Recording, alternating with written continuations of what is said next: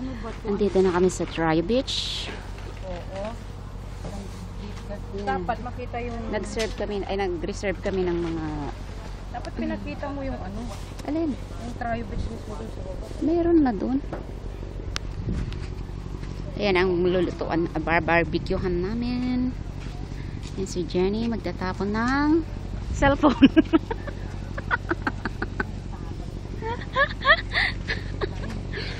Etong lamesa namin. Kumain kami ng kanin without plate. Pero ang ulam namin ay yan o, lechon baboy. Tsaka nilagang manok.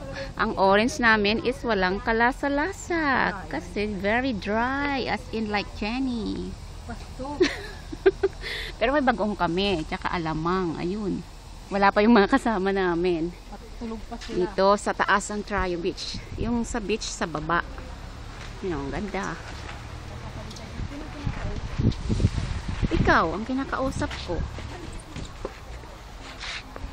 Lisa to. May silbi. Hello. O mabuti sila yung orange nila. May lasa. Ikaw binili mo. Dry pa sa lola. O, binigay lang pala. Kita mo. O, tignan mo, binigay lang pero masarap. Tayo binili. Kaya bumili nga kami, mura, pero wala namang silbi.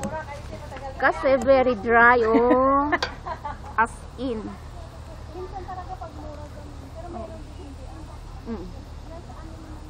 Tagal na to?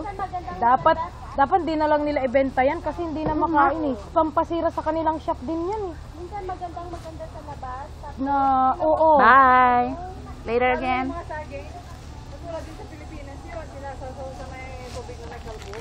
Para maganda.